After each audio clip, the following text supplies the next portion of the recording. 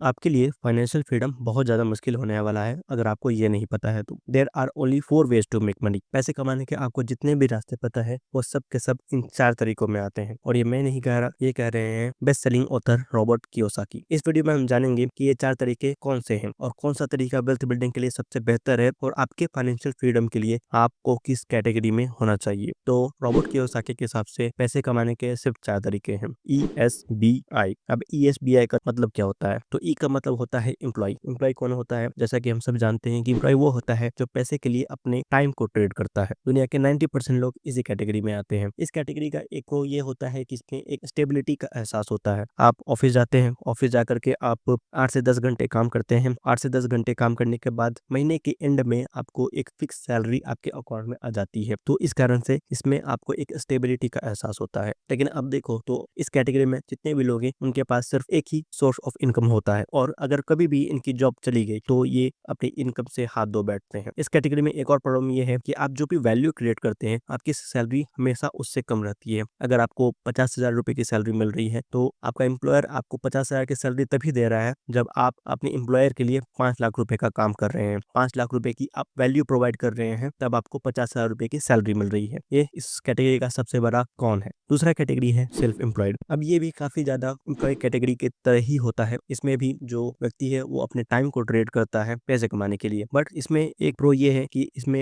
व्यक्ति अपना खुद का बॉस होता है और जो भी वो व्यक्ति वैल्यू प्रोवाइड कर रहा है उसकी इनकम उतनी ही होती है। यानी कि व्यक्ति अगर 50,000 रुपए कमा रहा है तो वो 50,000 रुपए की ही वैल्यू प्रोवाइड कर रहा है। इस कैटेगरी में जो लोग आते हैं उसका एग्जाम्पल है डॉक्टर, लॉयर, इस तरीके के लोग। पर इस कैटेगरी के भी कुछ बहुत ज्यादा कौन है। इस कैटेगरी के क्या कौन है कि इसमें सक्सेस का मतलब होता है कि आपको और ज्यादा काम करोगे तभी आपकी इनकम बढ़ेगी। अगर आप एक दिन की भी छुट्टी लेते हो तो आपकी उस दिन कोई भी इनकम नहीं होने वाली है। तीसरी जो कैटेगरी होती है वो होती है बिजनेस। अब बिजनेस हम सबको पता है, इसमें व्यक्ति एक सिस्टम क्रिएट करता है जो उसके लिए कमा करके दे। इसका सबसे बड़ा फायदा होता है कि व्यक्ति OPM एंड OPT का इस्तेमाल कर सकता है। OPM का मतलब क्या होता है? OPM का मतलब होता है other people money and OPT का मतलब होता है अदर पीपल टाइम। यानी कि व्यक्ति किसी दूसरे व्यक्ति का टाइम खरीद सकता है, किसी दूसरे व्यक्ति को सैलरी दे करके अपना काम करवा सकता है। यानी कि वो किसी दूसरे व्यक्ति का टाइम अपने लिए इस्तेमाल कर रहा है। OPM का भी मतलब होता है कि किसी दूसरे व्यक्ति का मनी जो है वो अपनी फायदे के लिए इस्तेमाल कर रहा है, जो कि बिजनेस में काफी ज्यादा नॉर्मल बात है। काफी सारे बिजनेस कर्जे में चलते हैं, काफी सारे बिजनेस लोन पे भी चलते हैं। तो अदर पीपल मनी का भी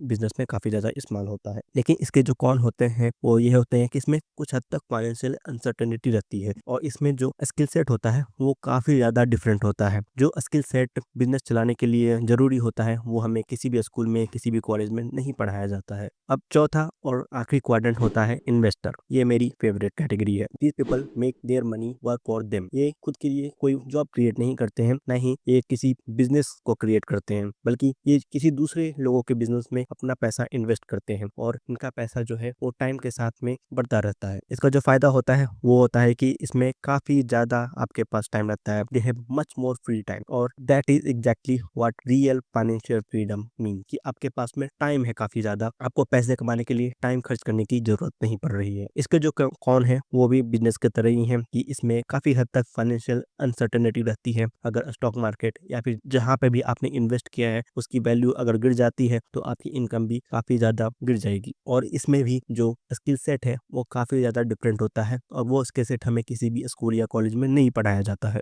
अब इनमें से हर किसी के कुछ प्रोज हैं, कुछ कॉन्स हैं, पर वेल्थ बिल्डिंग के लिए कौन से सबसे ज्यादा बेहतर है? सीधी सी बात है, बिजनेस और इन्वेस्टर। क्यों? क्योंकि जो एम्प्लॉय और सेल्फ एम्प्लॉयड जो कैटेगरी है उसमें आपको हमेशा अपना टाइम ट्रेड करने की जरूरत है। आप तब तक ही पैसा कमाओगे तब तक आप अपना समय बेच रहे हो और हम सबको पता है कि हमारे पास में दिन में सिर्फ 24 घंटे होते हैं। हम ज्यादा से ज्यादा 8 घंटे, 10 घंटे या 12 घंटे काम कर सकते हैं, पर उससे ज्यादा हम काम नहीं कर सकते हैं। इसलिए इन दोनों कैटेगरी में आप एक लिमिटेड पैसा ही बना सकते हो। आपको उसके आगे अगर आपको जाना है तो आपको बिजनेस या फिर इन्वेस्टर कैटेगरी में आना ही होगा। जैसे कि वारन बफेट ने भी कहा है, if you don't find a way to make money while you are sleeping you have to work until your death. Robert Kiyosaki कहते हैं कि अगर आपको फाइनेंशियल फ्रीडम पाना है तो आपको सेल्फ एम्प्लॉयड और एम्प्लॉयड कैटेगरी से बढ़ करके बिजनेस और इन्वेस्टर कैटेगरी में आना होगा। लेकिन इस कैटेगरी में आने के लिए जो सबसे बड़ी जो दिक्कत होती है वो होती है फियर। लोगों के अंदर एक काफी ज्यादा फियर होता है कि अगर मैं बिजनेस में पैसे लगाऊंगा, अगर मैं इन्वेस्ट करूंगा कहीं पे अपने पैसे, तो मेरे पैसे डूब सकते हैं। और इसी फियर के कारण कभी भी लोग अपना क्वाड्रेंट चेंज नहीं कर पाते हैं। एम्प्लॉयड पर्सन हमेशा एम्प्लॉयड ही रह जाता है और सेल्फ एम्प्लॉयड पर्सन हमेशा सेल्फ एम्प्लॉयड ही रह जाता है। पर रॉबर्ट कियोसाकी कहते हैं कि आपको मिस्टेक करने से डरना नहीं चाहिए। रॉबर्ट कियोसाकी कहते हैं, either you are going to succeed or you are going to learn something. अगर आपको सक्सेस मिलती है तो बहुत अच्छी बात है, अगर आपको सक्सेस नहीं मिलती है तो आप अपने मिस्टेक से कुछ ना कुछ सीखोगे और उस सीख को अप्लाई करके आप अगली बार आप सक्सेस पा सकते हो। रॉबर्ट कियोसाकी कहते हैं, अमीर लोगों में जो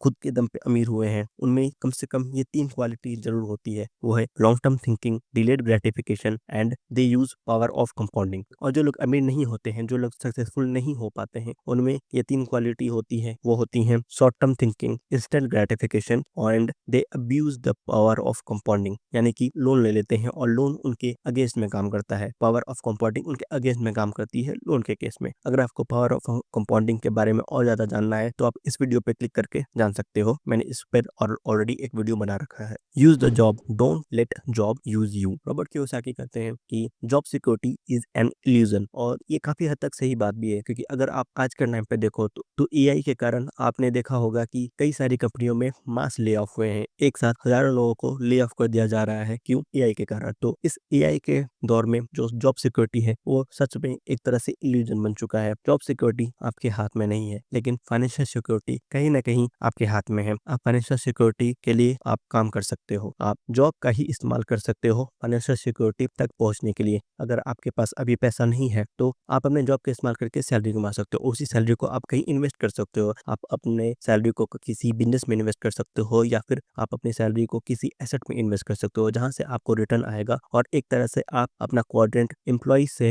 हट करके बिजनेस या फिर इन्वेस्टर कैटेगरी में आ सकते हो। और इस क्वाड्रेंट को चेंज करने का जो सबसे बेहतर तरीका मेरी नज़र में जो है वो है खुद पर इन्वेस्ट करना। और अगर आप ये जानना चाहते हो कि आप खुद पर इन्वेस्ट कैसे कर सकते हो तो आप इस वीडियो को देख सकते हो। इस वीडियो में मैंने 7 ऐसे तरीके बताए हैं जिस तरीके से आप खुद पर इन्वेस्ट कर सकते हो। तो के लिए बाय बाय।